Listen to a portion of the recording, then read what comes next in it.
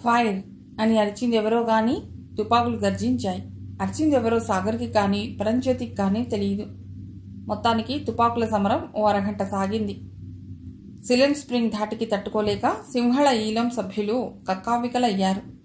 పరంజ్యోతి తొడలోనూ భుజం మీద బుల్లెట్లు దిగాయి. సాగర్ అతడిని భుజంపై వేసుకుని బోటు వైపు దారి తీశాడు. ఈలోపు సిలిండ్ స్ప్రింగ్ ఆ ఆయుధాలన్నింటినీ తమ హ్యాండ్ ఓవర్ చేసుకున్నాడు. మీ నాయకుణ్ణి మీకు రేపు క్షేమంగా అప్పగిస్తాను.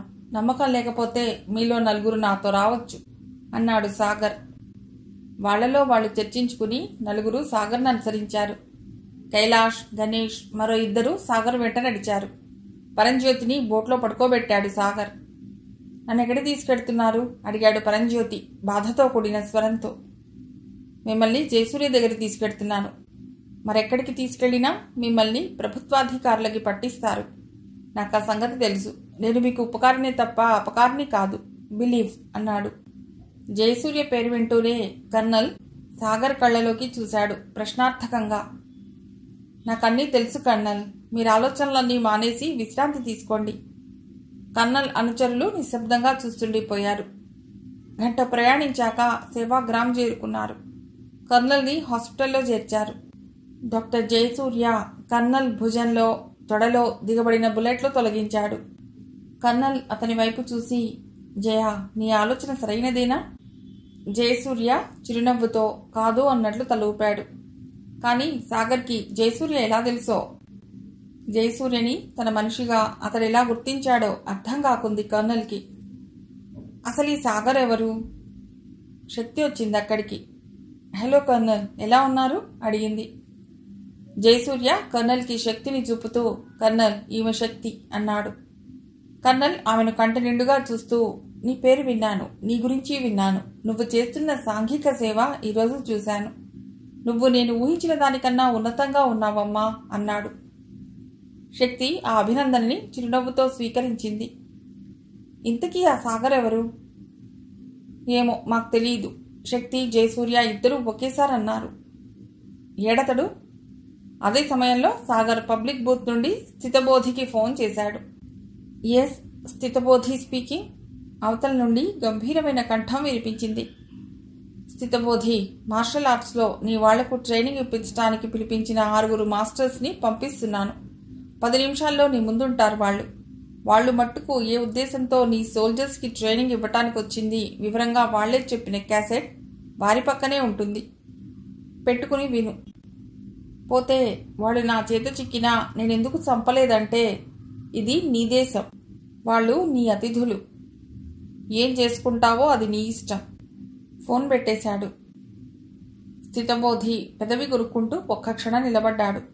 ఐజీపీని పిలిచి జరిగింది చెప్పాడు. అతడు ఒక్క క్షణం ఆలోచించి బయటికెళ్ళిపోయాడు. 15 నిమిషాల తర్వాత స్థితబోధి, ఐజీపీ కాక మరికొందరు సీనియర్స్, ఇంపార్టెంట్ పర్సన్స్ ఉన్న కాన్ఫిడెన్షియల్ మీటింగ్ జరుగుతోంది. అక్కడ సాగర్ పంపిన క్యాసెట్ తిరుగుతోంది టేప్ రికార్డర్లో. అబ్బా, అయ్యో, ఆహ్! హృదయ విదారకమైన కేకలు, అరుపులు, బాధతో కూడిన మూల్గులు. వింటున్న వాళ్ళు ఒకరి మొహం ఒకరు చూసుకున్నారు. చెప్పండి, మిమ్మల్ని ఎవరు ఇక్కడికి రమ్మని కోరింది? కంఠం వింటూనే స్థితబోధి పక్కకి తిరిగి, yes, it is a familiar tone. Yes, అతడిదే ఈ గొంతు. అతడే నాకు ఫోన్లో చెప్పింది అన్నాడు స్థితబోధి. మళ్లీ బాధతో కూడిన అరుపు. మీరెంత త్వరగా నా ప్రశ్నలకి జవాబు చెప్తే ఈ హింస అంతటితో ఆగిపోతుంది. చెప్పరు, ఒక్కో ముక్క చొప్పున ఇలా మీ కండలు కోసేస్తాను అంది సాగర్ గొంతు. అంతా ఊపిరి బిగబట్టుకుని వింటున్నారు. చెబుతాను, ఇంకేం చెయ్యకు. శ్రీలంక ప్రభుత్వమే మమ్మల్ని ఇక్కడికి రమ్మని కోరింది. ఎక్కడి నుండి వచ్చారు? మౌనం. త్వరగా చెప్పాలి, ఎక్కడి నుంచి వచ్చారు? పాకిస్తాన్ నుండి, సురిజిత్ పురా నుండి. ఎందుకు వచ్చారు? ఇక్కడి వారికి ట్రైనింగ్ ఇవ్వడానికి వచ్చాం. ఎవరనుమతి తీసుకున్నారు? అనుమతి పత్రం ఏది? శ్రీలంక ప్రభుత్వం అనుమతితో వచ్చాం. ఇక్కడ ఇంటర్నల్గా వర్క్ చేయడానికి. అనేక మంది ఇంతకు ముందే వచ్చి వర్క్ చేస్తున్నారు. మాకు అందిన సమాచారం ప్రకారం ఎంత సైన్యం కావాలి, ఎంత ఆయుధ సంపత్తి అన్న విషయంలో శ్రీలంక ప్రభుత్వం తప్పుడు అంచనా వేసిందని ఇక్కడున్న మా ఏజెంట్స్ మాకు తెలియబరుస్తూ వారికి ఎంత సైనిక సహాయం కావాలో తెలియపరిచారు. అందుకని మేము వచ్చాం. మేము ఇక్కడికి రావడం కోసం ప్రత్యేకంగా ట్రైనింగ్ పొందాం. ఇక్కడ సోల్జర్స్కి ట్రైనింగ్ ఇవ్వమని చెప్పారు. అందుకని వచ్చాం. ఇది నిజమైన కారణం కాదు. ఇది కాదు మీ టార్గెట్. చెప్పండి. మళ్లీ మౌనం. ఈసారి కూడా ఇంకా తీవ్రంగా వేసిన భయంకరమైన కేకలు వినిపించాయి క్యాసెట్ నుండి. చెప్పండి. మీరు నేను అడిగే ప్రశ్నలన్నింటికీ సరైన జవాబులు చెప్పనిదే వదలను. ఇలా చేసే బదులు మమ్మల్ని చంపై త్వరగా, బాధతో అరిచారు వాళ్ళు. నో, మిమ్మల్ని నేను చంపకూడదు. నాకు అవసరం కూడా లేదు. నా పని కేవలం మీరు ఏంతో ఇక్కడికి వచ్చింది బయటపెట్టడమే. త్వరగా చెప్పాలి. ఇలా అయితే మిమ్మల్ని చావనీయక, బతకనీయక అతి నికృష్టమైన బాధలు పెడతాను. Mind it. త్వరగా చెప్పండి. శ్రీలంక ప్రభుత్వానికి కొత్త యుద్ధ పరికరాలతో పరిచయం కల్పించి ప్రత్యేక తర్ఫీదు ఇవ్వటం కోసం వచ్చాం. కానీ ఇక్కడి పరిస్థితి కారణంగా వాలంటీర్స్గా ఇక్కడి సోల్జర్స్కి తర్ఫీదు కంటిన్యూ చేశాం. సహాయం చేయడానికి కూడా ఇక్కడే ఉండిపోయాం. హాలిడేకని వెళ్ళి మళ్ళీ ఇప్పుడే తిరిగి వస్తున్నాం అన్నాడు ఒకతను. ఇక్కడ మీ పొజిషన్ ఏంటి? మీకు ఇచ్చిన అనుమతి పత్రాలేవి మరి? శ్రీలంక సైనికులకు ఎంత అధికారం ఉందో మాకు అంతే ఉంది. మేము లేకపోతే వాళ్ళదేముంది అసలు? అలాంటిది మాకు ఇక్కడికి రావటానికి అనుమతి పత్రాలు కావాలా? అహంకారం ధరించింది అతడి గొంతులో. వింటున్న స్థితబోధి, ఐజీపీల మొహాలు ఎర్రబడ్డాయి కోపంతో. మీరిక్కడ ఎలా మేనేజ్ చేశారు పరిస్థితుల్ని? ఆలస్యం చేయొద్దు, చెప్పండి. కర్కశంగా ఉందతడి కంఠం. ఈ దేశంలో అతి ముఖ్యమైన గ్రూపులు 2-3 ఉన్నాయి. చిన్నా చితక చాలా ఉన్నాయి. ఒక గ్రూప్ చేసినట్టుగా ఇంకో గ్రూప్ని రెచ్చగొట్టి వాళ్ళిద్దరినీ వీక్ చేసి వీక్ అయిన గ్రూప్ని ఓవర్ పవర్ చేద్దామనే ప్రణాళికతో శ్రీలంక ప్రభుత్వం ఉంది.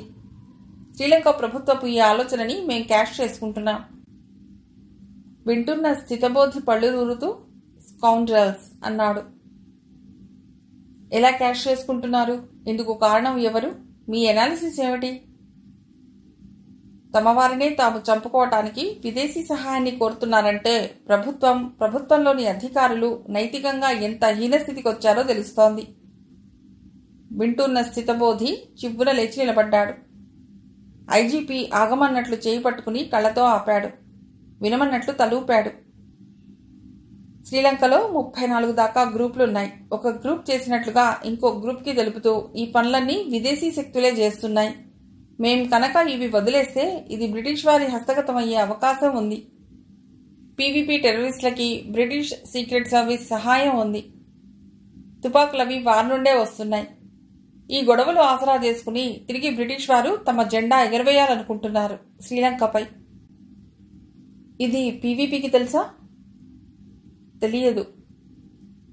ఇంకా ఏ గ్రూపులకి ఎవరెవరు సహాయం చేస్తోంది చెప్పండి. సిలమ్ స్ప్రింగ్కి ఆర్థిక సహాయం చేస్తోంది ఎవరనుకుంటున్నారు? ఇజ్రాయెల్ ఫారిన్ ఇంటెలిజెన్స్ వారు. శ్రీలంకలోని ముస్లింస్కి సహాయం చేస్తున్న నెపంతో ఈ 2 గ్రూపులకి మధ్య నలిగిపోయే ప్రజలకి సహాయపడుతున్నట్లుగా నటిస్తూ వచ్చి వీరికి సహాయం చేస్తున్నారు. గుడ్. మరి మీ సంగతి చెప్పలేదేం? మీరేం ఘనకార్యాలు చేసింది చెప్పండి. మౌనం. చెప్పాలి. ఇన్ని చెప్పి మీ విషయాలు చెప్పకపోవటం మీకెంత చిన్నతనం. మీ ప్రతిభ కూడా బయటపెట్టండి త్వరగా. క్విక్, బయటికి రాని. బౌద్ధారామాలు తగలబెట్టింది. పీవీపీ వాళ్ల తలలు నరికింది. దేహీవాళి భయంకర కృత్యాలు చేసింది. మీరేనన్నమాట. ఓకే. మరి ఈ దేశంలో వీరికి ట్రైనింగ్ ఇస్తూ ప్రభుత్వానికి సహాయపడుతూ మరి మీరే గ్రూప్ని సమర్థిస్తోంది చెప్పకపోతే ఎలా? లేక ప్రభుత్వానికి మద్దతిస్తున్నారా? మౌనం. నిశ్శబ్దం తర్వాత మరేం వినిపించలేదు. వింటున్న అధికారులు నిశ్చేష్టులయ్యారు. ఈ ఘోరాన్ని మీ చేతులతో మీరు చేసి మీ చేతులకి మట్టి అంటించుకునే అలవాటు మీకు మొదటి నుండి లేదు కదా? వాడి వేలుతోనే వాడి కన్ను పొడుచుకునేటట్లు చేస్తారు కదా? మరి ఇక్కడ వేలు స్థానంలో ఏ గ్రూప్ ఉందో చెప్పండి. అయిపోయింది. ఈ ఒక్క ప్రశ్నకు మీరు జవాబు చెప్పాక నా పని అయిపోతుంది. మిమ్మల్ని ఎవరైతే పిలిపించారో వారికి సురక్షితంగా అప్పగిస్తాను. మిమ్మల్ని ఏం చేయను. చెప్పండి. ఈ ఆఖరు ప్రశ్నకు జవాబు చెప్పాలి. క్విక్. వెర్రి కేకలు, భయంకరమైన రోదనలు వినిపించాయి క్యాసెట్ నుండి. ఎలక్ట్రిక్ ట్రీట్మెంట్ ఇంకా ఎక్కువసేపు ఇవ్వాల్సి వస్తుంది. వద్దు వద్దు, చెప్తాను. ఆ గ్రూప్ చెప్పండి అరిచినట్లే ఆ గొంతు అడిగింది. సింహళీలం. క్యాసెట్ నుండి మరే శబ్దమూ రాలేదు. ఖాళీగా తిరుగుతోంది. అధికారి ఒకరు ఆఫ్ చేశారు. స్థితబోధి తదితర అధికారులు విన్న షాక్ నుండి ఇంకా కోలుకోలేదు. 4 నిమిషాలు గడిచాయి. ఇంతలో ఫోన్ మోగింది. వినటం పూర్తయిందనుకుంటాను. బహుశా షాక్ అనిపించి ఉండాలి. విదేశీ శక్తులకు ఏ రూపంగానైనా సరే నీ దేశంలోకి చేరే అవకాశం కలిగిస్తే ఎలాంటి అనర్థాలు జరుగుతాయో తెలిసిందా? నీ ప్రాపర్ చెక్ లేనందువలన, విదేశీయుల్ని విచ్చలవిడిగా దేశంలో తిరగనివ్వటం వలన జరిగిన ప్రమాదం చూశావా? ఈ విధంగా ప్రతి గ్రూప్ తమకి తెలియకుండానే ఒక్కో విదేశీ శక్తి సహాయంతో బతుకుతూ శ్రీలంక ప్రజలకి, ప్రభుత్వానికి సాధ్యమైనంత అన్యాయం చేస్తున్నారు. ఇకనైనా కళ్ళు తెరిచి కర్తవ్యం ఆలోచించుకో. నీకు నేనిచ్చిన టైం అయిపోయింది. సింహళీలం సంగతి కూడా నేనే తెలుస్తాను. బాయ్. ఫోన్ పెట్టేసిన చప్పుడు. స్థితబోధి ఎన్నడూ లేనిది చాలా నిదానంగా ఫోన్ పెట్టేసి కుర్చీలో కూర్చున్నాడు ఆలోచిస్తూ. ఇప్పుడు తన విన్నదంతా నిజమేనా? నిజమే అనుకోవటానికి అతడి అహం అడ్డుపడుతోంది. కానీ ఇది సత్యం అని ఖంగుమని ఆ 6 ప్రశ్నించిన వ్యక్తి కంఠం గంట మోగుతున్న విధంగా చెప్తోంది. ఆ 6 గుర్తొచ్చేసరికి అతడిలోని పోలీస్ అహం విజృంభించింది. అతడు ఫోన్ ఎత్తి ఎవరికో ఫోన్ చేశాడు. Yes sir. అవతలి నుండి అతి వినయంతో పలికిందా గొంతు. ఆ 6 కాల్చి పారేయండి చెప్పి ఫోన్ పెట్టేశాడు స్థితబోధి. సింహళీలం ఇంత ఘాతుకానికి ఒడిగట్టిందా? అయితే దాని నాయకుడు? తలుచుకోగానే స్థితబోధి వెన్ను జలధరించింది భయంతో. ఆ గదిలో పరంజ్యోతి పడుకుని ఉన్నాడు. జయసూర్య, శక్తి, సిముక, తిస్సా కూర్చుని ఉన్నారు. ఇంతలో తీతూ వచ్చి, అక్క, సాగర్ వచ్చారు అన్నాడు. శక్తి ఒకసారి పరంజ్యోతి వైపు చూసి, ఇక్కడికే తీసురా అంది. 1 నిమిషం తర్వాత, ఏటి తీతూ వాళ్ళంత సంతోషంగా ఉన్నారు అడిగాడు జయసూర్య. తిస్సా అతడి వైపు చూసి, ఈ పూట వాళ్ళకి పార్టీ ఉంది. తీతూ మళ్లీ వచ్చాడు శక్తి దగ్గరికి. అక్కారా, సాగర్ మా కోసం ఎన్ని స్వీట్లు, ఎన్ని కూల్ డ్రింక్లు, ఎన్ని హాట్, ఓహ్ చాలా తెచ్చారు. చాక్లెట్స్ అయితే చాలా ఉన్నాయి. మరింకేం, మీరంతా వెళ్ళి కాత్యాని, చెండిని తీసుకువెళ్ళండి అంది. నువ్వురా, నాకు పనుంది తీతూ. తీతూ ముఖం విచారంగా పెట్టి వెళ్ళిపోయాడు. అయితే సాగర్ రాలేదు. ఇదేమిటి, ఇతడేం చేస్తున్నాడు అన్నాడు జయసూర్య. తిస్సా లేచి వెళ్ళాడు. నిమిషం తర్వాత వచ్చి వారి వైపు చూస్తూ, ఈ సమయంలో మీరు ఆయన్ని చూస్తే ఆశ్చర్యపోతారు. తాను చిన్నపిల్లవాడిలా వాళ్లతో పార్టీ ఎంజాయ్ చేస్తున్నాడు. మనల్ని రమ్మన్నారు అన్నాడు. శక్తి లేచి, ఇప్పుడే వస్తా కర్నల్ అంటూ వెళ్ళిపోయింది. 1 గంట తర్వాత ఆ గదిలో సాగర్, తిస్సా, శక్తి, కర్నల్, అతడి అనుచరులు కూర్చుని ఉన్నారు. సాగర్ కర్నల్ వైపు తిరిగి, కర్నల్ సార్, మీ హెల్త్ ఎలా ఉంది అతన్ని పరిశీలిస్తూ అడిగాడు. నా శరీరానికి తగిలిన గాయాల కన్నా నా దేశానికి తగిలిన గాయాలు నన్ను ఎక్కువ బాధిస్తున్నాయి అంటూ సాగర్ వైపు తిరిగి, నిన్న మాస్టర్స్ చెప్పింది విన్నది నిజమే అయితే ప్రభుత్వమే విదేశీ శక్తుల అధీనంలో ఉందన్నమాటే. అయితే మీరు కాదా అడిగాడు సాగర్. ఎవరి గురించి మీరనేది ఆశ్చర్యంగా చూస్తూ అడిగాడు పరంజ్యోతి. నేనంటున్నది మీ అధీనంలో ఉన్న సిలన్ స్ప్రింగ్ గురించి అన్నాడు సాగర్. మాకు ఏ ఫారిన్ కంట్రీ సహాయం చేయటం లేదే, మాకు సాయం చేస్తున్నది మూర్స్ వెల్ఫేర్ యూనియన్ అన్నాడు పరంజ్యోతి. అక్కడే పొరబడ్డారు మీరు కర్నల్. వారి ద్వారా మీకు వస్తున్న సహాయమంతా ఇజ్రాయెల్ ఫారెన్ ఇంటెలిజెన్స్ నుండి. ఈ విషయం కనుక్కోకుండా చాలా అజాగ్రత్తగా మీరు, చాలా జాగ్రత్తగా వాళ్ళు వ్యవహరించారు. ఒక మిలిటరీ అధికారిగా శ్రీలంకపై మీకున్న దేశాభిమానం ఎంత గొప్పదో వాడికి తెలుసు. అందుకనే సహాయం ఎక్కడి నుంచి వస్తుందన్న విషయం చాలా సీక్రెట్గా ఉంచారు. మీరే కాదు, ఇక్కడున్న ప్రతి గ్రూపు ఒక్కో విదేశీ సహాయంతోనూ పెట్టుబడితోనూ నడుస్తోంది. కేవలం తమ స్వార్థాన్ని మించి 1 అంగుళం దాటి చూడకపోవటంతో ఈ పరిస్థితులు ఏర్పడ్డాయి. నిజానికి ప్రత్యేక తమిళ రాష్ట్రం కావాలని మీరు కోరటం సబబేనా? ఆర్మీ సర్వీస్లో మీకు మీలాంటి కొందరికి అన్యాయాలు జరిగాయని అనేక మంది శక్తివంతులు, మేధావంతులు బయటకొచ్చేసి మీ దేశం మీదే తిరుగుబాటు చేయటం, కత్తి కట్టడం తప్పు కాదా? నో డౌట్ మీకు అన్యాయం జరిగి ఉండొచ్చు, దాన్ని సరిదిద్దుకునే మార్గాలివా? ఆవేశంగా అడిగాడు సాగర్. తప్పెలా అవుతుంది సాగర్ అంటూ కర్నల్ మెల్లిగా లేచి కూర్చోబోతుండగా కైలాష్, జయసూర్య లేచి వెళ్లి వెనగ్గా దిండ్లు అమర్చి ఇబ్బంది కలగకుండా చేశారు. తమిళులు ఎక్కువగా ఉన్న ప్రాంతంలో తమిళ భాషని శ్రీలంక భాషతో పాటు అధికార భాషగా చేయమని, తమిళ విద్యార్థులు తమ మాతృభాషలో చదువుకునేందుకు అవకాశం ఇవ్వమని, ఇవి ప్రాథమిక హక్కుల పరిధిలోకి వస్తాయని కోరుతూ శాంతియుతంగా పోరాటం సాగిస్తున్న అనేక మంది విద్యార్థుల్ని ఘోరంగా చంపేశారు. తమ ఈ చర్యను గర్హించినందుకు కొన్ని వందల మంది బౌద్ధ సన్యాసుల్ని రాత్రికి రాత్రే హతమార్చారు. ఈ విషయమై కనీసం చర్చలు ప్రారంభిద్దామన్న బౌద్ధ మతాచార్యుల కోరికలను తోసిపుచ్చింది ప్రభుత్వం. ఇదంతా మా తప్పేనా, లేక మా కోరికలు అంత తీర్చరానివా? నిలదీస్తున్నట్లుగా అడిగాడు కర్నల్. గట్టిగా నవ్వాడు సాగర్. ఎక్కడిది మీ ప్రభుత్వం కర్నల్? మీ ప్రభుత్వం ప్రస్తుతం ఓ విదేశీ శక్తి చేతుల్లో ఉంది. ఇప్పుడు మీరు చెప్పినవన్నీ చేయించింది, మీకు తెలియని అనేక ఘోరాలు చేయించింది, చివరికి ఐపీకేఎఫ్ని తిప్పి పంపించింది ఆసక్తులే. మొట్టమొదట శ్రీలంక ప్రభుత్వం మీ కోర్కెలు కాదనటానికి వారు గుణపాఠం భారతదేశం నుండే నేర్చుకున్నారు. అదేమిటి? ఆశ్చర్యంగా చూశాడు పరంజ్యోతి. మిగతా వాళ్లంతా చాలా నిశ్శబ్దంగా సాగర్, పరంజ్యోతిల సంభాషణ వింటున్నారు. ఈ సన్నివేశానికి, సమావేశానికి చరిత్రలో అతి ముఖ్యమైన స్థానం ఉంది. అతి ముఖ్యమైన ఒక గ్రూప్ నాయకుడిని కన్విన్స్ చేయటానికి ప్రయత్నిస్తున్నాడు సాగర్. భారతదేశం నుండి పాకిస్తాన్ని పూర్తిగా విడగొట్టి ప్రత్యేక దేశంగా చేయబట్టే ఈ రోజున భారత్ పాకిస్తాన్తో అనేక ఇబ్బందులు ఎదుర్కొంటోంది. అటువంటిది మీ కోర్కెలను అనుసరించి ప్రత్యేక స్వయం ప్రతిపత్తినిచ్చినట్లయితే అది తమిళ ఈలం కావటానికి తొలిమెట్టు అవుతుంది. అది శ్రీలంక ప్రభుత్వపు భయం కావచ్చు. ఒకవేళ అలా ఇచ్చినట్లయితే ఆ ప్రత్యేకించబడ్డ రాష్ట్రంలోనికి ఏ విదేశీ శక్తో ప్రవేశించి వారికి సహాయం చేసే నెపంతో అక్కడ వేళ్లు పాతుకుని శ్రీలంకకి సమస్యలు సృష్టించవచ్చు. ఇప్పుడు పాకిస్తాన్, అమెరికా సాయంతో ఎలా ఇండియాకు తలనొప్పి కలిగిందో ప్రపంచానికంతటికీ తెలిసిందే. ఒక సీనియర్ మిలిటరీ అధికారిగా మీరు ఈ విషయం ఆలోచించలేకపోవటం శోచనీయం పరంజ్యోతి.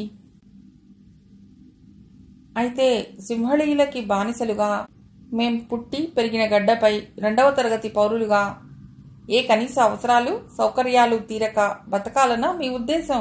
ఉద్వేగంగా అడిగాడు పరంజ్యోతి.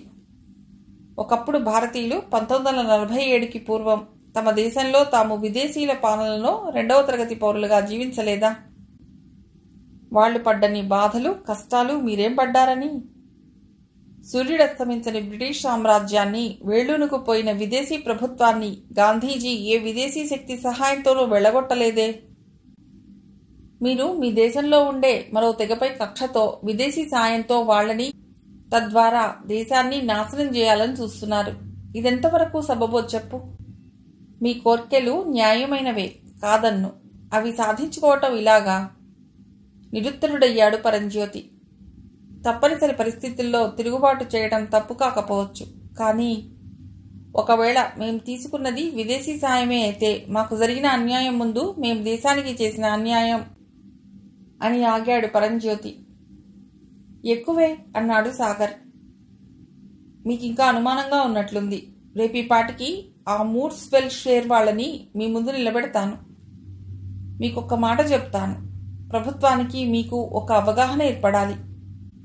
ఆ సదవగాహనతో మీకు ప్రభుత్వానికి నడుమ ఒక ఒప్పందం ఏర్పడటం పెద్ద కష్టమైన పని కాదు. దీన్ని అన్ని గ్రూపుల వారు సుముఖత చూపితే బాగుంటుంది. పరంజ్యోతి ఏం మాట్లాడలేదు. అతనికి ఆలోచించుకోవటానికి టైం కావాలి.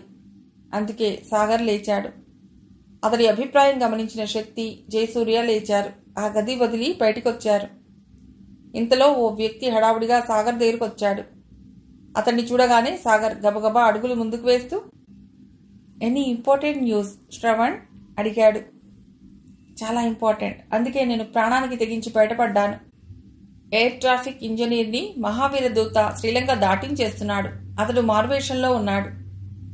అతడి కార్కు ముందు వెనుక కార్లలో మారువేషాల్లో సింహళ ఈలం సభ్యులున్నారు. వాళ్లంతా కరుడుగట్టిన మృగాలు. అడవి గుండా ప్రయాణించాలని వారికి ఆర్డర్స్. సాధ్యమైనంత వరకు రోడ్లని తప్పిస్తారు. మహావీర దూత ఏదో పెద్ద ఎత్తు మీదున్నాడు, బీ కేర్ఫుల్ అంటూ వచ్చినంత వేగంగా వెళ్ళిపోయాడు. ఆ మాట విని శక్తి, జయసూర్య ముందుకి కదిలారు. సాగర్ చేయి చాస్తూ ఆపి, మీరిద్దరూ ఇక్కడే ఉండండి, నేను వెడుతున్నాను, ఇక్కడ జాగ్రత్త అన్నాడు. అతను గబగబా బయటికి వెళ్ళబోయాడు.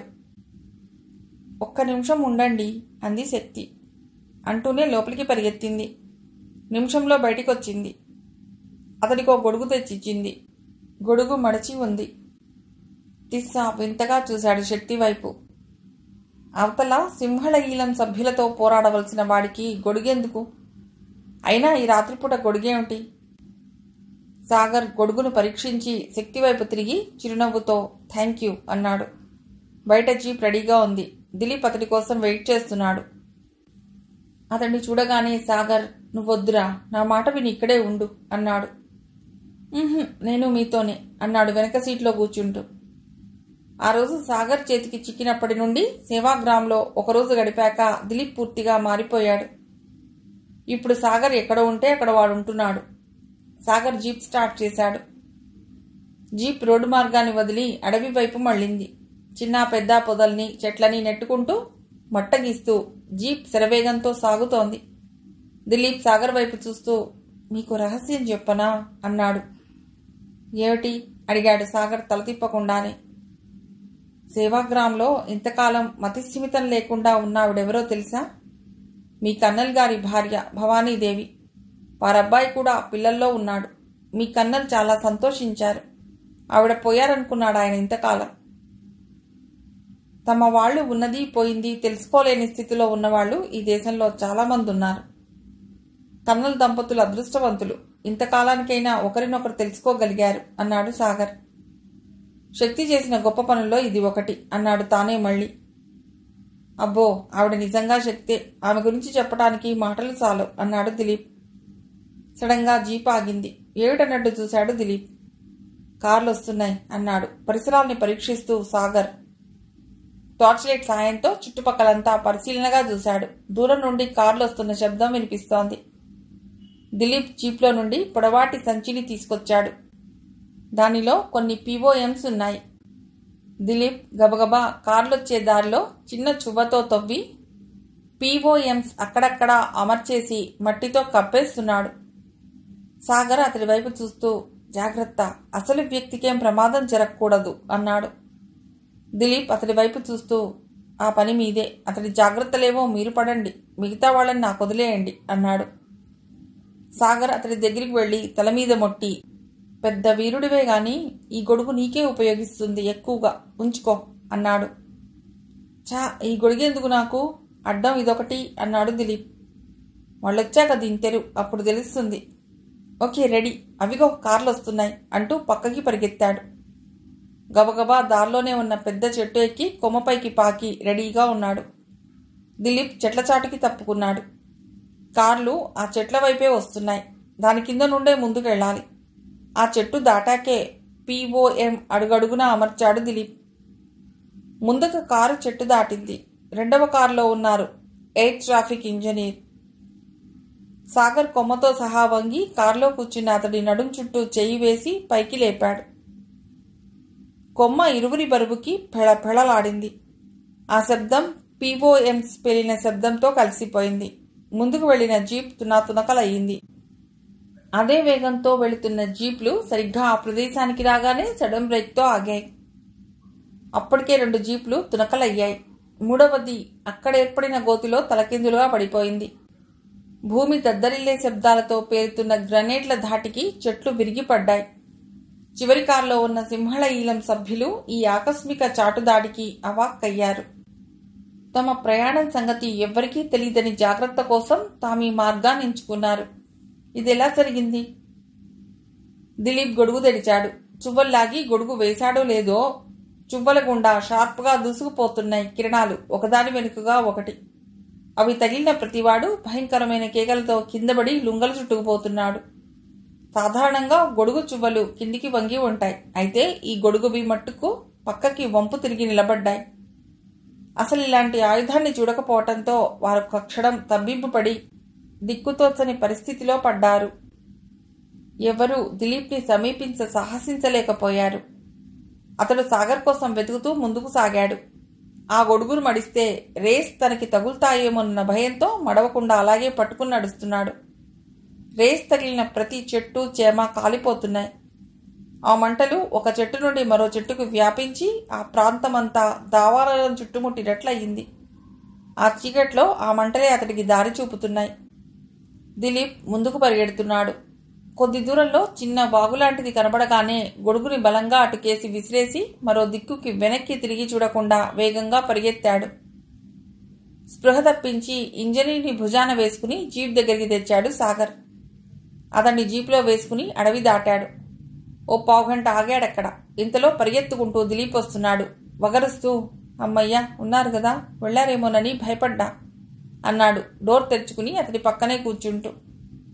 సాగర్ జీప్ ముందుకి పోనిచ్చాడు. అరగంటలో వారి జీప్ మహానామా ఇంటి ముందు ఆగింది. సాగర్ సైగతో జీప్ దిగి కాలింగ్ బెల్ మోగించాడు దిలీప్. ఎయిర్ ట్రాఫిక్ ఇంజనీర్ని వాకిలి ముందు పడుకోబెట్టి ఇద్దరూ వచ్చి జీప్ ఎక్కారు. స్టార్ట్ చేశాడు సాగర్. తలుపు తెరుచుకుంది. బయట లైటు వెలిగింది. మహానామా ఆ కాంతిలో ఇంజనీర్ని చూసి ఆశ్చర్యపోయాడు. ఆవేశంతో కోపంతో ఊగిపోయాడు. అతన్ని లోపలికి ఇడ్చి తలుపేశాడు. గబగబా ఫోన్ దగ్గరికి వెళ్ళి డీజీపీకి ఫోన్ చేశాడు. ఎస్, అవును, ఎయిర్ ట్రాఫిక్ ఇంజనీర్ని నా వాకిట్లో పడేటట్టు చేశాడు ఆ అజ్ఞాత వ్యక్తి. మీరొచ్చి వెంటనే అరెస్ట్ చేసుకోండి అన్నాడు మహానామా. సాగర్ జీప్ సేవాగ్రామ్ వైపు వస్తోంది. అంతలో తీతూ పరిగెత్తుకుంటూ ఎదురొచ్చాడు. సడన్గా జీప్ ఆగింది. ఏమిటింత రాత్రివేళ, ఎక్కడికి అడిగాడు సాగర్. తీతూ కంగారుగా భయంగా చూస్తున్నాడు. అక్కని అందర్నీ వ్యాన్లలో ఎక్కించుకుపోయారు. తిస్సా వాళ్ళని వెంబడించాడు. పరంజ్యోతికి ఐస్ కావాల్సి వచ్చింది. నేను తిస్సా ఐస్ తేవడానికి బయటకు వచ్చాం. మేము ఐస్ పెట్టెతో వస్తున్నాం. ఆ వ్యాన్లో నుండి చండీ కేకలు వినిపించాయి. లోపలికి వెళ్ళి చూస్తే ఎవరూ లేరు, కొంతమంది పేషెంట్లు తప్ప. వాళ్ళు చెప్పారు ఎవరో రౌడీలొచ్చి మిషన్ గన్స్తో అందర్నీ కవర్ చేసి వ్యాన్లో ఎక్కించారట అన్నాడు. సాగర్ ఒక్క క్షణం ఆలోచించాడు. ఎవరై ఉంటారు ఈ పని చేసింది? తీతూ జీప్ ఎక్కు అన్నాడు. తీతూ ఎక్కాక జీప్ శరవేగంతో మహావీరదూత ఎస్టేట్స్ వైపు కదిలింది. అక్కడికి సమీపానికి జీప్ వస్తుంటే విస్ఫోటనం కలిగినప్పటి శబ్దాలతో ఎస్టేట్ బిల్డింగ్స్ కూలిపోతున్నాయి. జీప్ దిగుతూ శక్తి సామర్థ్యాన్ని తక్కువగా అంచనా వేసుకున్నాడు పూర్ ఫెలో అంటూ ఆ వైపుకు పరుగు తీశాడు సాగర్. మహావీరదూతని ప్రాణాలతో పట్టుకోవాలి, ఈ విషయం అందరికీ చెప్పండి అన్నాడు చెరోవైపుకి పరిగెత్తబోతున్న తీతూ దిలీప్లకి. సరేనంటూ పరిగెత్తారు వాళ్ళిద్దరూ. బయట సెక్యూరిటీ గార్డ్స్ ఎవరూ లేరు. ఒకవైపున లేస్తున్న మంటల్ని ఫైర్ ఇంజిన్స్ నీటిధారలచే ఆపేందుకు విశ్వ ప్రయత్నం చేస్తున్నాయి. తగలబడుతోంది కేవలం అతడి టెక్స్టైల్స్ మిల్స్ మట్టుకే. వీళ్ళందర్నీ ఎక్కడుంచారు? ఒక్క క్షణం ఆలోచించి ఫైర్ సర్వీసెస్ వారితో కలిసిపోయాడు సాగర్. చీకటి, అందరి డ్రెస్ బ్లాక్గా ఉండటం అతడికి ఎంతో సహాయం చేసింది. మహావీరదూతకి ప్రత్యేకంగా ఫైర్ ఇంజన్లు ఉన్నాయి. ఇదొక్కటే చాలదు, మరొకటి తెప్పించాలి అంటున్నాడొకడు. ఎలా జరిగింది ఇది? ఇందాక తెచ్చిన వాళ్లలో ఎవరో ఒక అమ్మాయి తప్పించుకుందిట. బహుశా ఆమె పనే ఇది. మన టెర్రర్ స్క్వాడ్ని వదిలాడు మహావీరదూత ఆమెను పట్టుకోవటం కోసం. Terror squad? అతడి కళ్ళు భయంతో వెడల్పయ్యాయి. ఆమంత అసాధ్యురాలా? పీవీపీలోని లేడీ టెర్రరిస్ట్ల కంటేనా? ఆహా, వాళ్లకంటే చాలా డేంజరస్ ఉమెన్లా ఉంది. లేకుంటే పులినోట్లో తలదూర్చి దాని మీసాలతో ఆడుతుందా? అలాగే ఉంది చూడబోతే అన్నాడు రెండో వ్యక్తి. సాగర్కి అర్థమైంది. అయితే ఈ పరిసరాల్లోనే ఎక్కడో మహావీరదూతకి మరింత నష్టం కలిగించడానికి ప్రయత్నిస్తూ ఉంటుంది. ఈ టెర్రర్ స్క్వాడ్ ఎవరో అనుకుంటూ వాళ్ల నుండి పనిచేస్తున్నట్లుగానే దూరంగా జరిగి వెళ్లిపోయాడు సాగర్. ఇంతలో మైక్ నుండి మహావీరదూత కంఠస్వరం వినిపించసాగింది. తప్పించుకున్నానని గర్వపడకు. నా ఎస్టేట్ దాటి నువ్వు బయటికి పోలేవు. నా టెర్రర్ స్క్వాడ్ కవర్ చేస్తోంది. నువ్వు వాళ్ల కళ్ళబడక తప్పదు. మర్యాదగా చెప్తున్నా, బయటికి రా. వచ్చి అరగంటలో నాకు ఎయిర్ ట్రాఫిక్ ఇంజనీర్ని అప్పగించు. నా వాళ్ళు నీతో వస్తారు. ఏమాత్రం ఆలస్యం చేసినా ఈ పసిపిల్లలు వృద్ధులు అంతా మాడి మసైపోతారు. అతడి మాటలు పూర్తి కాలేదు. అతడి ఎస్టేట్ అంతా లైట్లతో పట్టపగల్లా మారిపోయింది. టెర్రర్ స్క్వాడ్ 2 హెలికాప్టర్లతో అతి కిందుగా వెడుతూ విహంగ వీక్షణం చేస్తున్నారు. ఇక తప్పుకోవడం కష్టమనిపించింది శక్తికి. ఆమె టీ గోడౌన్స్కి మినీ బాంబులను అమర్చింది. కరెక్ట్గా 10 నిమిషాలు టైం పెట్టి అక్కడి నుండి కదిలింది. గోళీ సైజులో ఉన్న ఆ పవర్ఫుల్ బాంబ్స్ చేతిలో పేలేవి కావు. అందుకే ఆమె అక్కడే అమర్చి సాధ్యమైనంత దూరంగా పరిగెత్తింది. బిల్డింగ్స్ను చాటు చేసుకుంటూ పరిగెత్తుకుంటూ వస్తున్న ఆమెకు తీతూ ఎదురయ్యాడు. ఇద్దరూ కూలబడి ఓ మూల ఒదిగి కూర్చున్నారు. తీతూ వగరుస్తూ, ఆ బిల్డింగ్లో మన వాళ్ళున్నారక్కా, మాతో సాగర్ వచ్చాడు అన్నాడు. అమ్మయ్యా, అయితే సరే, ఆ బిల్డింగ్లోకి వెళ్లేందుకు మార్గం లేదా అడిగింది శక్తి. లేదు, వాళ్ల మాటల్ని బట్టి అందులో ఉన్నారని గెస్ చేశాను. ఆ బిల్డింగ్ చుట్టూరా సెంట్రీలు స్టెన్ గన్స్తో ఉన్నారు అన్నాడు. శక్తి ఒక్క క్షణం ఆలోచించి, మనకిప్పుడు 2 వ్యాన్లు కావాలి అంది. వీళ్ళని తెచ్చిన వ్యాన్లు అటువైపు ఆగే ఉన్నాయి అన్నాడు తీతు. ఓకే, అయితే ఓ పని చేయి, ఇటు నుండి నేను ఫైరింగ్ స్టార్ట్ చేస్తాను, వాళ్ళ అటెన్షన్ని డైవర్ట్ చేస్తాను. నువ్వు లోపల వాళ్ళని వ్యాన్లలోకి ఎక్కించేయి, తప్పించడానికి ప్రయత్నించు. అమ్మయ్యో, ఇది చాలా ప్రమాదకరం అక్క. అంతమందిలో నువ్వు ఒక్కతివేనా? నా మనస్సు ఒప్పటం లేదు. నోరు మూసుకుని చెప్పింది జై. క్విక్, త్వరగా అటువైపుకు వెళ్ళు అంది. తీతూ తూనిగల వాళ్ళ కళ్ళల్లో పడకుండా బిల్డింగ్ వెనక వైపుకి పారిపోయాడు. శక్తి సడన్గా ఫైరింగ్ ప్రారంభించింది. ఫ్రంట్ సైడ్ ఉన్న 6 ఒకేసారి నేల కూలారు. కాల్పులు వస్తున్న వైపుకి మిగతా వాళ్లు అలర్ట్ అయి కాల్పులు సాగించారు. వాళ్ళని ముందుకి రప్పిస్తూ తను వెనక్కి జరుగుతూ బుల్లెట్లు తగలకుండా జాగ్రత్త పడుతూ బిల్డింగ్కి దూరంగా తీసుకొచ్చింది. అయితే బిల్డింగ్లో వారికి కాపలాగా ఉంచబడిన వ్యక్తి పోలీస్ డిపార్ట్మెంట్లో అల్లర్లని అణిచివేయటంలో ప్రసిద్ధుడిగా పేరు పొందిన మహమ్మద్ ఖాన్. అతడు వీరదూత మనిషి. అతడు దేశానికి చేసిన సేవ కంటే కలిగించిన నష్టమే ఎక్కువ. మహావీరదూత కాళ్ల దగ్గర కుక్కలా బతుకుతూ అతడి ఆనందం కోసం చెయ్యని దుర్మార్గాలు, నీచమైన పనులు లేవు. ఖాన్ని చూస్తూనే గుర్తుపట్టింది కాత్య. ఆ రోజు తన భర్తని తమిళ సపోర్టర్ అంటూ కాల్ చేసిన దుర్మార్గుడు వీడే. ఆమె కళ్ళు ప్రతీకారంతో రగిలిపోతున్నాయి. చండీ చెవిలో మెల్లిగా చెప్పింది. చండీ బిగ్గరగా, దాహం, ఎవరెక్కడా, గొంతు ఎండుకుపోతోంది అంది. అక్కడున్న సెంట్రీకి కోపం వచ్చింది. ఇక్కడ ఇందరం ఉన్నాం, ఇంత బిగ్గరగా అరుస్తావే అన్నాడు కోపంగా. మీ సాబ్కి వినిపించాలని అంది ఓరగా. గ్లాస్తో నీళ్లు తెచ్చిచ్చాడు. నన్ను మీ సాబ్ దగ్గరికి తీసుకెడతావా? పక్క గదేగా, లేకపోతే నేనే రమ్మన్నానని పిలిచి వస్తావా? సెంట్రీ బిత్రబోయాడు. ఇదేం ఆడపిల్లరా బాబు, ఇంత తెగించేసింది. డైరెక్ట్గా తనే పిలుస్తోంది. ఏమైనా ఖాన్ సాబ్ పెట్టి పుట్టాడు. ఖాన్ సాబ్ ఈ పిల్లని తీసుకెడితే తర్వాత తామందరూ ఇక్కడున్న తలో పిల్లని తీసుకెళ్లి తెల్లారేదాకా. ఆ పైన ఆలోచన వచ్చేసరికి వాడి ఒళ్ళు 105 డిగ్రీల జ్వరం వాడిలా వణికిపోతోంది కోరికలతో. సెంట్రీ మాటలు విని ఖాన్ పరమానందంతో, ఆ పిల్లని ఇలా తీసుకురా త్వరగా అన్నాడు లేచి నిలబడుతూ. సెంట్రీ చెండి చేతులకి కాళ్లకి వేసిన ఇనుప గొలుసులు తొలగించి ఖాన్ సాబ్ గదిలోకి పంపాడు. గది తలుపులు మూసుకున్నాయి. సెంట్రీ ఒక్క పరుగున బయట కూర్చున్న వాళ్ల దగ్గరికి పరిగెత్తాడు. విషయం చెప్పాడు. అంతా తోసుకుంటూ ఒక్క పరుగున లోపలికొచ్చారు. ఒక్కో ఆడపిల్ల సంకెళ్లు తొలగించి ఎదురుగా కనిపించిన గదుల్లోకి తీసుకెళ్లి తలుపులేసుకున్నారు. వృద్ధులు, పసిపిల్లలు మిగిలారు. తీతూ అక్కడకు చేరుకున్నాడు మెల్లిగా. పదండి, మెల్లిగా నాతో రండి, కింద వ్యాన్లోకెళ్ళి కూర్చోండి అన్నాడు నెమ్మదిగా. వృద్ధులు ఒక్కొక్కరు ఒక్కొక్క పసిపిల్లని తీసుకుని నెమ్మదిగా బిల్డింగ్లో నుండి బయటపడ్డారు. ఈలోపు ఆ గదుల్లో నుండి భీకరమైన శబ్దాలు, అరుపులు, ధ్వనులు. తలుపులు తెరుచుకున్నాయి. హీరోలంతా దెబ్బలు తిని ప్రాణావశిష్టంగా పడున్నారు.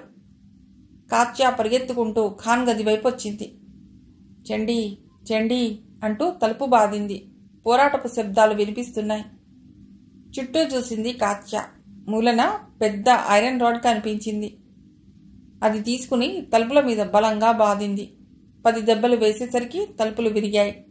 ఖాన్ చేతుల నుండి తప్పించుకోవటానికి చండీ ప్రయత్నిస్తోంది. శబ్దానికి వెనక్కి తిరిగాడు ఖాన్. కాత్య వైపుకి అతడు తిరగగానే కిందున్న రాడ్ ఎత్తి కసిగా వాడి గుండెల్లో దింపేసింది చండీ. వాడు భయంకరమైన కేకతో విరుచుకుపడిపోయాడు. ఆమె కళ్లల్లో తృప్తి తళుక్కుమంది. అది ఆనందిస్తూ కూర్చునే టైం కాదు. కాత్య చండీని లేవదీసి, పద, తీతూ వచ్చాడు, తప్పించుకుందాం అంది. అక్కా, శక్తి ఆగింది చండీ. శక్తికి ప్రమాదమా? మనం తప్పించుకుంటే ఆమె క్షేమంగా బయటపడగలదు. పద అంది చండిని లాక్కెడుతున్నట్టుగా పట్టుకుని కిందికి దిగుతూ కాత్య. ఆ కార్యక్రమమంతా ఆ బిల్డింగ్లో అతి నిశ్శబ్దంగా జరిగిన సంగతి మహావీరదూతకి ఇంకా తెలీదు. శక్తి ఆర్డర్స్ కోసం వ్యాన్లు ఆగి ఉన్నాయి. ఆమె ఓకే అనగానే స్టార్ట్ అవుతాయి. అంతా కామ్గా వ్యాన్లలో కూర్చున్నారు. పైనున్న హెలికాప్టర్లు ఆమెకై 1000 కళ్లతో వెతుకుతున్నాయి. ముందు నుండి వస్తున్నారు 10 మంది సెంట్రీలు కాల్పులతో. గన్లో తూటాలైపోయినాయి. ఆ విషయం వాళ్లకి తెలియకూడదు. శక్తి ప్రాణాలకు తెగించి పరిగెత్తింది. అటువైపు నుండి ఎలాంటి కాల్పులు లేకపోయేసరికి రెట్టించిన ఉత్సాహంతో సెంట్రీలు ఆమెను వెంబడించారు. తన భవనంలో కాలు కాలిన పిల్లిలా, కళ్ళు తాగిన కోతిలా అరుస్తున్నారు. ఒకచోట నిలవలేకుండా అటు ఇటు పచార్లు చేస్తున్నాడు మహావీరదూత. కారణం అతడి టీ గోడౌన్స్ ధ్వంసమయ్యాయి. టెక్స్టైల్ మిల్స్ బూడిదయ్యాయి. అతని ఆయిల్ ట్యాంకర్లు ఆకాశాన్నంటే మంటల్లో తగలబడుతున్నాయి. తనకింత నష్టం కలిగించింది కేవలం ఒక ఆడపిల్ల. ఇంత ధైర్యం, తెలివి, చాకచక్యం గల ఆ పిల్లని తన మందీ మార్బలం ఎవ్వరూ పట్టుకోలేకపోయారు. తన అనుచరులంతా ఏమైంది అతనికి అర్థం కావటం లేదు. ఎటు చూసినా మంటలు, తగలబడిపోతున్నాయి తన ఆస్తులు. తన బిల్డింగ్లు కళ్ల ముందే పునాదులతో సహా లేచిపోతున్నాయి. ఎక్కడో జరిగింది లోపం. ఇంతలో శామ్యూల్, జాన్ వచ్చారు. ఎక్కడ చచ్చారు మీరు? ఆవేశంగా అడిగాడు మహావీరదూత. బాస్, ఆయిల్ ట్యాంకర్లు తగలబెట్టి ఆ రోజు షియా హోటల్లో మన వాళ్లను కొట్టినవాడే. వాడే మాస్టర్స్ని స్థితబోధికి అప్పగించింది. వాడే ఇంజనీని పట్టుకెళ్ళింది. ఇన్ని చేసింది వాడేనని తెలిసి వాణ్ణి చవటల్లా వదిలేశారా దద్దమ్మల్లారా? వాడిప్పుడు మన ఎస్టేట్స్కి వచ్చాడని తెలిసింది. ఇహ చూడండి, వాడి శవాన్ని తెచ్చి చూపిస్తాం. మాటలు కాదు, చేతల్లో చూపండి హూంకరించాడతడు. ఒక్క మనిషి, ఆఫ్టర్ ఆల్ ఒక్క మనిషి ఇన్ని పనులెలా చేశాడు? అతనికి నమ్మశక్యం కావటం లేదు. సాగర్ మహావీరదూత బిల్డింగ్లోకి ప్రవేశించాడు. చీకటిని చాటుగా చేసుకుంటూ ఎదురుగా ఉన్న గదిలోకి వెళ్ళాడు. జేబులో నుండి పెన్ టార్చ్ సహాయంతో ఆ ప్రదేశాన్ని పరిశీలించాడు. దాని పక్కగా ఉన్న గదికి తాళం ఉంది. ఒక్కటే దెబ్బ సూటిగా దూసి కొట్టాడు. తాళం ఊడొచ్చింది. గబగబా తలుపులు తీసుకుని లోపలికొచ్చాడు. అక్కడ మెట్లున్నాయి. వాటి గుండా దిగి కిందికొచ్చాడు. దాదాపుగా 500 మంది కుర్రవాళ్లు ప్రాణాలు కళ్లల్లో పెట్టుకుని ఉన్నారక్కడ. వాళ్ళని అలా చూసేసరికి అతని కళ్ళు చెమర్చాయి. అసలు వాళ్లలో జీవం ఉందా లేదా అని దగ్గరికెళ్లి కదిపాడు. దాహం అంటూ సైగ చేశాడో కుర్రవాడు. చుట్టూ చూశాడు. కూజా కనిపించింది. గ్లాస్తో నీళ్లు తెచ్చి కుర్రవాడికి తాగించాడు. వాళ్ళెవరో అర్థమైంది సాగర్కి. వాళ్ళంతా విద్యార్థి నాయకులు. ఇంకొంచెం పక్కకి వెళ్ళాడు. అక్కడ సమరసింహే కనిపించాడు అతడికి. దగ్గరగా వెళ్ళి తట్టి, నువ్వు సమరసింహవి కదూ అడిగాడు. మీరెవరు? ఇక్కడికి ఎలా రాగలిగారు? ఆశ్చర్యంగా చూస్తూ అడిగాడు సమరసింహే. అతని కట్లు విప్పుతూ, ఐపీకేఎఫ్ ఉన్నంతకాలం సహాయం చేయటానికి వచ్చిన వారితో కూడా గొడవలు పెట్టుకున్నారు. వాళ్ళు వెళ్ళిపోయారు. సింహళ ఈలం, సిలన్ స్ప్రింగ్, పీవీపీ అంటూ గ్రూపులు కట్టుకుని ఒకరినొకరు చంపుకుంటూ మీకు మీరే అన్యాయం చేసుకున్నారు అన్నాడు. సమరసింహే మాట్లాడటానికి ఓపిక లేక ఊరుకుండిపోయాడు. మీరంతా స్టూడెంట్ లీడర్స్ కదూ, మీ అందరినీ బయటికి పంపే ఏర్పాటు చేస్తాను, ధైర్యంగా ఉండండి అంటూ గబగబా బయటికొచ్చాడు. బయట నిలబడి ఉన్న దిలీప్కి అతడు చేయవలసింది చెప్పాడు. అప్పటికే అక్కడికి చేరుకున్న సిలన్ స్ప్రింగ్ సభ్యులు లోపలున్న అందరినీ బయటికి చేరవేస్తున్నారు. సాగర్ అక్కడి నుండి కదలబోయేంతలో వినిపించింది మహావీరదూత గొంతు. సాగర్, శక్తి మా చేతుల్లో ఉంది, మర్యాదగా లొంగిపో. మహావీరదూత పర్సనల్గా ఉంచుకుని అతడి విశ్రాంతి భవనం వైపు పరిగెత్తాడు సాగర్. దారిలో ఎదురైన వారిని ఎదురుపడ్డట్టుగా కాల్ చేస్తూ ముందుకు సాగాడు. అతనెంత స్పీడ్గా ముందుకు సాగుతున్నాడంటే ప్రతి ఒక్కడూ సాగర్ తన పక్కనే ఉన్నాడా అని భయపడేంత వేగంగా వెడుతున్నాడు, శత్రువులని దెబ్బతీస్తూ. పైకొచ్చేశాడు. అయితే నువ్వన్నమాట సాగర్వి. అతన్ని పైనుండి కింది దాకా పరీక్షిస్తున్నట్టుగా చూస్తూ అడిగాడు మహావీర. శక్తి ఎక్కడా? అతను అడిగిన ఒకే ఒక్క ప్రశ్న. మహావీరదూత విలాసంగా నవ్వుతూ చచ్చిపోయింది అన్నాడు. అసలు అప్పటికే అతడు అగ్నిపర్వతంలా ఉన్నాడు. ఇప్పుడు బుడుకుతూ ఉన్న లావాలా పైకొచ్చేశాడు. ఇంతలో అతని మీదికి జాన్, శామ్యూల్, రసూల్ వచ్చారు. ముగ్గురిని 3 నిమిషాల్లో మట్టి కరిపించి మహావీరదూత జుట్టు పట్టుకున్నాడు. ఏడ్చి గోడకేసి కొట్టాడు. అతడి నుదురు పగిలింది. రక్తం ధారలు గట్టి నోట్లోకి ఉప్పగా వస్తోంది. చెప్పు, శక్తి ఎక్కడా? మళ్ళీ ఈడ్చి డొక్కలో దన్నాడు. అతని కడుపులో నరాలన్నీ తెగి ముద్దలా ఒకచోట చేరుకున్నాయి. కుప్పలా పడిపోయాడు కింద. అతన్ని వదిలేసి ఆ హాల్ నుండి పక్క గదిలోకి వెళ్ళాడు సాగర్. దూరం నుండి పోలీస్ వ్యాన్లు, జీప్లు వస్తున్న సైరన్లు వినిపించాయి. ఆ గదిలో లేదు. అవతలి గదిలో రక్తపు ముద్దలా పడి ఉందామె. శక్తి! అతని పెదవులు భయంకరంగా ఉచ్చరించాయి. గబగబా దగ్గరికి వెళ్ళి చూశాడు. శ్వాస ఆడుతోంది. భుజంలో, కాళ్లల్లో, చేతుల్లో బుల్లెట్లు దిగాయి. ఆమెను అలాగే చేతుల మీద వేసుకుని వెనక వైపు నుండి గబగబా కిందికొచ్చాడు. దిలీప్ అతనికి ఎదురెళ్ళి వాళ్ళందరినీ పంపేశాం అన్నాడు. ముందు అర్జెంటుగా జీప్ తీసురా అన్నాడు. జయసూర్య ఏడి అడిగాడు. వాళ్లతో వెళ్ళిపోయారు. ఇక్కడ అందర్నీ పోలీసులు స్వాధీనపరుచుకుంటున్నారు అన్నాడు పరిగెత్తుతూ దిలీప్. పోలీసులు దిగిన జీప్లున్నాయక్కడ. డ్రైవర్ సీట్లో కూర్చున్నాడు దిలీప్. శక్తిని ఒళ్ళో పడుకోబెట్టుకుని కూర్చున్నాడు సాగర్. జీప్ సంధించిన బాణంలా దూసుకుపోతోంది. శక్తి, శక్తి పిలుస్తున్నాడు సాగర్. జీప్ కుదుపులకి మెల్లిగా కళ్ళు తెరిచిందామె. శక్తి! అతడి చేతులు ఆమెను చుట్టుకున్నాయి. మొహం ఆమె వైపు వంగింది. శక్తి! మళ్లీ పిలిచాడు సాగర్ ఆదుర్దాగా. మీరు అగ్ని కదూ? శక్తిని కూడదీసుకుంటూ అస్పష్టంగా అడిగింది. అతడి కళ్లల్లో మెరుపు. ఎలా కనుక్కున్నావు? ఈ చేతులు ఆ రోజు అడవిలో సిలెంట్ స్ప్రింగ్ వాళ్ళని చంపి నాకు చూపుతూ, ఈ చేతులు, ఈ స్పర్శ అదే కదూ? అవును, వాళ్ళు నన్ను తెలుసుకున్నారు. నన్ను చంపేందుకు కారులో బాంబు పెట్టారు. లక్కీగా ఏమైందంటే నీకు చీర కొందామని కారు దిగి షాప్లోకి వెళ్ళాను. అక్కడ కారు పేలిపోయింది. నేనే పోయాననుకున్నారు. భట్టాచార్య ప్రత్యేకమైన మాస్క్ చేయించాడు. కనుపాపలు, కళ్ళు కూడా ఇలా కనబడేటట్టు ప్రత్యేకమైన మేకప్ చేయించుకున్నాను. నన్ను ఎందుకు బాధ పెట్టారు? నాకు చెప్పకూడదు. సారీ, భట్టాచార్య ఎవ్వరికీ తెలియనివ్వద్దన్నాడు. ఆఖరికి నీకు కూడా. మాటకి కట్టుబడిపోయాను. నిన్ను చాలా బాధ పెట్టాను. నన్ను నేను కంట్రోల్ చేసుకోవటానికి ఎంత శక్తి కూడగట్టుకోవాల్సి వచ్చిందో అంటూ నవ్వేసి, అక్కడ నువ్వే కావాల్సి వచ్చింది అన్నాడు. శక్తి మాట్లాడలేదు. శక్తి మై గాడ్! దిలీప్ త్వరగా పోని అన్నాడు. శక్తి స్మృతి విహీన అయ్యింది. 1 గంట తర్వాత ఆమెను జయసూర్యకి అప్పగించాడు సాగర్. ఆమె శరీరంలో దిగిన బుల్లెట్లు తీసి డ్రెస్సింగ్ చేశాడు జయసూర్య. పిల్లలంతా ఏడుస్తూ నిలబడ్డారు. ఆమెకేం ప్రమాదం లేదని చెప్పాక గాని వాళ్లు కదల్లేదు. మర్నాడు ఉదయం 8 గంటల వేళ స్థితబోధికి టెలిఫోన్ వచ్చింది. ఫోన్ ఎత్తాడాయన. నా టోన్ మీకు చిరపరిచితమే. రాత్రి మహావీరదూత ఎస్టేట్స్లో జరిగిన మారణకాండని గొప్ప విశేషంగా మీరనుకుంటుండొచ్చు. కానీ అంతకన్నా గొప్ప విశేషాన్ని నేను కనుక్కున్నాను. ఇందుకు సంబంధించిన పూర్తి సాక్ష్యాలు నేను సవినయంగా మీ ముందుంచదలుచుకున్నాను. సరిగ్గా ఈరోజు 10:30 గంటలకి విధాన పరిషత్ సెంట్రల్ హాల్లో ఒక 500-600 మంది కూర్చోటానికి వీలు కల్పించండి. ఇది శ్రీలంక రక్షణకి సంబంధించిన మొట్టమొదటి, చివరి మెట్టు కాగలదు. అప్పుడే మీరు నన్ను చూడగలుగుతారు. నేనెవరో తెలుసుకుంటారు. అయితే ఒక్క మాట, అక్కడికొచ్చే ఏ ఒకరిపైన గాని మీరెలాంటి దౌర్జన్యానికి పాల్పడినా మీరెవరూ మిగలరు అని పెట్టేశాడు.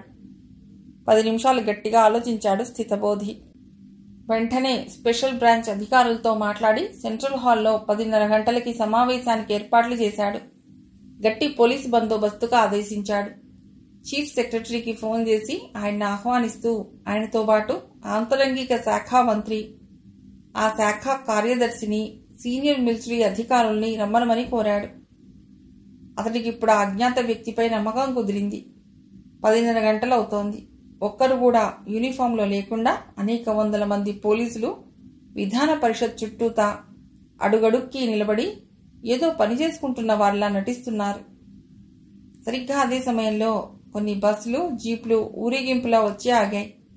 మఫ్టీలో ఉన్నవారు స్థాణువులా నిలబడి చూస్తున్నారు. ముందు జీప్లో నుండి దిగిన వ్యక్తిని అనుసరించి వారంతా అతి క్రమశిక్షణతో లోపలికి నడిచొచ్చారు. ఒక్కరు కూడా మాట్లాడిన శబ్దం లేదు. అందరూ వెళ్లి హాల్లో కూర్చున్నారు. వీరంతా కూర్చోగానే యాంటీ రూమ్స్ నుండి స్థితబోధితో పాటు అనేక మంది ప్రత్యేకంగా ఆహ్వానించబడ్డ అధికారులంతా వచ్చి కూర్చున్నారు. స్థితబోధి వచ్చిన వారిని ఉద్దేశించి, ఫ్రెండ్స్, మీ క్రమశిక్షణ నాకు నచ్చింది. నాతో ఈరోజు ఉదయం టెలిఫోన్లో మాట్లాడిన వ్యక్తి ఎవరో వచ్చి నాతో మాట్లాడాలి. ఈ డయాస్ మీదికి అతన్ని ఆహ్వానిస్తున్నాను అన్నాడు. అలా అనగానే సాగర్ లేచి డయాస్ మీదికి వచ్చాడు. స్థితబోధితో కరచాలనం చేస్తూ ఐఎమ్ సాగర్ అన్నాడు. అని మీరు పర్మిషన్ ఇస్తే నేను మీ అందరితో కొద్దిసేపు మాట్లాడతాను అన్నాడు. స్థితబోధి సరేనన్నట్లు తలూపాడు. ఫ్రెండ్స్, ఇక్కడ సమావేశమైన వారంతా ఎవరా అని మీకు ఆశ్చర్యంగా ఉంది కదూ. వారెవరో తెలిసాక మీరు ఇంకా ఆశ్చర్యపోతారు. అదిగో ఆ చివరి నుండి హాల్ 300 ఆక్రమించిన 500 మంది శ్రీలంక విద్యార్థి నాయకులు. నిన్నటిదాకా మహావీరదూత చెరలో మగ్గిపోయి జీవోత్సవాల్లా మారిన ఈ దేశ భావి పౌరులు. ఆ తర్వాత కూర్చున్న వారు పీవీపీ ప్రతినిధులు, సమరసింఘే, మేఘవర్ణలు వారి గ్రూప్ సభ్యులు. ఆ తర్వాత కర్నల్ పరంజ్యోతి, సిలన్ స్ప్రింగ్ నిర్మాత, వారంతా సిలన్ స్ప్రింగ్ సభ్యులు అని అతడనగానే కూర్చున్న అధికారుల గుండెల్లో అణుబాంబులు పేలినట్లయింది. స్థితబోధి ఆశ్చర్యంగా సాగర్ వైపు చూశాడు. అతడు క్రితంలో చేసిన కొన్ని పనుల ద్వారా అతడి పట్ల ఓ అభిప్రాయానికి వచ్చాడు స్థితబోధి. తూర్పు పడమరల్లాంటి ఈ గ్రూప్లను, వారి నాయకులను, సభ్యులను ఎలా కలపగలిగాడు? ఎలా ఒక తాటి మీదికి లాక్కొచ్చాడు? ఎవరి సాగర్? ఏ అద్భుత శక్తి ఇతడిలో ఉంది? స్థితబోధి తన అధికారం కూడా మరచి అయోమయంగా అతడి వైపు చూస్తున్నాడు. డియర్ ఫ్రెండ్స్, నేను ఇక్కడ మీ ముందు ఇలా నిలబడింది కేవలం 2-3 ప్రశ్నలు అడగడానికి. మీరు దయచేసి సమాధానం ఇవ్వండి. మొదటి ప్రశ్న, వీరి డిమాండ్స్ తీర్చడానికి మీకున్న అభ్యంతరాలు ఏమిటి? స్థితబోధి మైకందుకుని అసలు వారి డిమాండ్స్ ఏమిటో చెప్పమనండి అన్నాడు. దానికి సాగరే చెప్పాడు. రాష్ట్ర స్థాయిలో తమిళం అధికార భాష కావటం, వారి పిల్లలు తమిళ మీడియంలో చదువుకోవటం, వారి ప్రాజెక్టులు పార్లమెంట్లో అప్రూవ్ చేయబడి కేంద్రం చేతనే ఎగ్జిక్యూట్ చేయబడటం, ఇవి ముఖ్యమైనవి. స్థితబోధి వాటికి సమాధానంగా, ప్రాజెక్టుల విషయంలో డిస్ట్రిక్ట్ డెవలప్మెంట్ కౌన్సిల్స్ నిర్ణయం తీసుకుంటాయి. దానికి చైర్మన్ ప్రెసిడెంట్ చేత అపాయింట్ కాబడి ఒక ఎగ్జిక్యూటివ్ కమిటీ కలిగి ఉండి డిస్ట్రిక్ట్ మినిస్టర్ మెంబర్గా వ్యవహరిస్తాడు. ఇండైరెక్ట్గా ఇది కేంద్ర ప్రభుత్వ పరిధిలోనే ఉంది కదా. ఇకపోతే లాంగ్వేజీ విషయంలో తమిళాన్ని ఈరోజు అధికార భాష చేస్తే రేపు ఉర్దూని అధికార భాషగా చేయమని మూడ్స్ అడిగే అవకాశం ఉంది. ఇలాగే ఇంకొకరు. ఈ విధంగా చేస్తూ పోతే దేశం మొత్తం బలహీనమైన కొన్ని రాష్ట్రాలుగా ఏర్పడి ఏ స్వార్థపూరితమైన దేశం ఒత్తిడికో లొంగి శ్రీలంక రక్షణకి గొడ్డలి పెట్టు కాగలదు అన్నాడు స్థితబోధి. సాగర్ అందుకుని, నార్త్ అమెరికాలో క్యూబెక్ జాతీయులకి రాష్ట్ర హోదా ఇచ్చి పూర్తి స్వాతంత్రం ఇచ్చారు. ఇన్ని సంవత్సరాలుగా అక్కడ ఎటువంటి సమస్య రాలేదే. అలాగే స్పెయిన్లో కూడా బాస్కియో జాతీయులకు కూడా ఇచ్చారు. అక్కడ ఎటువంటి సమస్య లేదు కదా అన్నాడు సాగర్. అవి శ్రీలంక అంత చిన్న దేశాలు కావు, అందుకే అక్కడ సాధ్యమైంది అన్నాడు స్థితబోధి. సింగపూర్ శ్రీలంక కన్నా చిన్నదే కదా, మరి అక్కడ తమిళం, చైనీ భాషలు అధికార భాషలుగా ఉన్నాయి. అలాగే స్విస్ దేశంలో జర్మన్, ఫ్రెంచ్, ఇటాలియన్ భాషలు అధికార భాషలుగా చెలామణిలో ఉన్నాయి. ఎక్కడా లేని సమస్యలు మీకే వస్తాయనుకోవటం వాస్తవాన్ని విపరీతంగా ఆలోచించడమే అన్నాడు సాగర్. ఆ దేశాల్లో మరి వారెలా పరిష్కరించుకుంటున్నారో గాని ఈ కంట్రీలో ఇంప్లిమెంట్ చేయడం కష్టం అన్నాడు స్థితబోధి. అలా ఎందుకు అనుకోవాలి? వికేంద్రీకరించబడ్డ రాష్ట్రాలకి ప్రత్యేక కోర్టులు, కార్యనిర్వాహక శాఖలు, స్వంత చట్ట విధాన సభలు, విశ్వవిద్యాలయాలు ఉన్నాయి. ఫెడరల్ ప్రభుత్వం దేశ భద్రత, కరెన్సీ, ఎగుమతి దిగుమతులు, విదేశీ శాఖ, పౌర హక్కులు, జాతీయ అభివృద్ధి మండలి, పొరుగు రాష్ట్ర వివాదాలు, ఈ సబ్జెక్టులు మట్టుకే డీల్ చేస్తుంది. అటువంటప్పుడు వారికి ప్రత్యేక రాష్ట్రాలు ఇవ్వటానికి, ప్రత్యేక స్వయం ప్రతిపత్తి ఇవ్వటానికి మీకు అభ్యంతరం ఏమిటి? Europe, France, Spain, federal republic of జర్మనీలలో ఇలాగే ఉంది. నేను కేవలం అదే ప్యాటర్న్ ఫాలో కమ్మని అనటం లేదు. వాటిని మార్గదర్శక సూత్రాలుగా మాత్రమే తీసుకుని మనం కొత్త రూల్స్ రాసుకోవచ్చు. నేను ఈ విషయాలన్నీ ప్రధాన కార్యదర్శితో, మిగతా సంబంధిత మంత్రులతో చర్చిస్తాను అన్నాడు స్థితబోధి.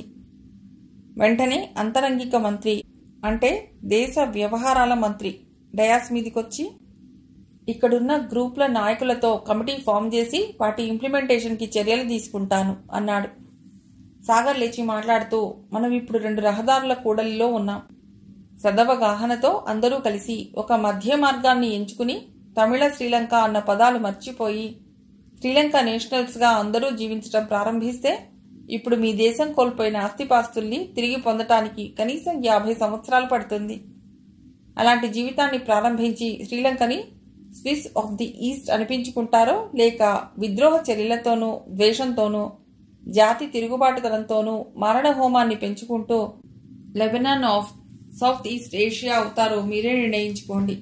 ఏ ఉద్దేశంతో రాష్ట్రానికి స్వయం ప్రతిపత్తి ఇవ్వకూడదని ప్రభుత్వం నిర్ణయించిందో ఆ ఉద్దేశం పూర్తిగా దెబ్బతిని ఈ రోజున స్వార్థపరులైన అనేక దేశాల వారు శ్రీలంకని తమ శక్తి కొద్దీ నాశనం చేశారు. అతి త్వరలో మీరంతా ఒక అవగాహనకొస్తే భారతదేశానికి ఎంతో సంతోషంగా ఉంటుంది. ఐపీకేఎఫ్ని మీ దేశానికి పంపడంలో కొన్ని వందల కోట్ల రూపాయల నష్టం భరించింది. ఎందుకంటే పొరుగు దేశం క్షేమంగా ఉండాలి. ఇరుగు పొరుగు దేశాలు ఒకరి క్షేమాన్ని మరొకరు కాంక్షించాలి. అందుకనే సార్క్ సమావేశాలు, అలీనోద్యమాలు స్థాపించింది. మీరు భారత్ని వదిలి ఇతర దేశాన్ని సాయం అర్థించటం భారత్కి ఇది చిన్నతనంగా అనిపించింది. సార్క్ సమావేశాల కన్వీనర్గా ఉన్న దేశాన్ని మీరు నిర్లక్ష్యం చేయటం బాగోలేదు. అయినప్పటికీ భారత్ మీ శ్రేయోభిలాషి. నా ప్రియమిత్రుడికి నేనెవరో చెప్తానని చెప్పాను. నేను భారతీయుణ్ణి. ఐపీకేఎఫ్ వెళ్ళాక ఇక్కడి పరిస్థితుల్ని ఓ కొలిక్కి తెచ్చి శాంతి నెలకొల్పేందుకై ప్రత్యేకంగా నియమింపబడ్డ మిలిటరీ ఇంటెలిజెన్స్ అధికారిని. నాకు సహాయంగా డాక్టర్ జయసూర్య, శ్రవణ్, శక్తి ఇక్కడికొచ్చారు అన్నాడు సాగర్. పరంజ్యోతి తన పక్కనే కూర్చున్న జయసూర్యని ఆశ్చర్యంగా చూశాడు. జయసూర్య కర్నల్ భుజన్ స్నేహపూర్వకంగా తట్టాడు. సాగర్ చెబుతున్న చివరి మాటలు వింటున్న సభలోని వారంతా అవాక్కయ్యారు. వాళ్ళు తేరుకోవటానికి 2 నిమిషాలు పట్టింది. ఎనీహౌ మీ అందరినీ ఒకచోటికి సమావేశపరచగలిగాను. మీ అభిప్రాయాలు ఒకరినొకరు తెలుసుకునేందుకు, ఒకచోట కూర్చుని ముఖాముఖి తేల్చుకునేందుకు, చర్చించుకునేందుకు ఇప్పుడు ఎలాంటి అడ్డంకులు లేవు. మీరంతా ఒకటి. మీరంతా ఇలా కలిసి మీ దేశ భవిష్యత్తుకై కృషి చేస్తారని ఆశిస్తాను అన్నాడు సాగర్. సభంతా చప్పట్లతో తమ హర్షాన్ని, ఆనందాన్ని తెలియజేసింది. కొందరింకా విస్మయం నుండి కోలుకోలేదు. స్థితబోధి లేచి సాగర్కి షేక్ హ్యాండ్ ఇచ్చి అతడి భుజం చుట్టూ స్నేహితంగా చేయి వేసి తన పక్కనే కూర్చోబెట్టుకున్నాడు. చీఫ్ సెక్రటరీ లేచి మైక్ ముందు నిలబడి భారత ప్రభుత్వం చేసిన ఈ సహాయాన్ని శ్రీలంక ఉన్నంతకాలం మర్చిపోదు. ఇలాగే వారి ఇంటెలిజెన్స్ అధికారి సాగర్ని కూడా.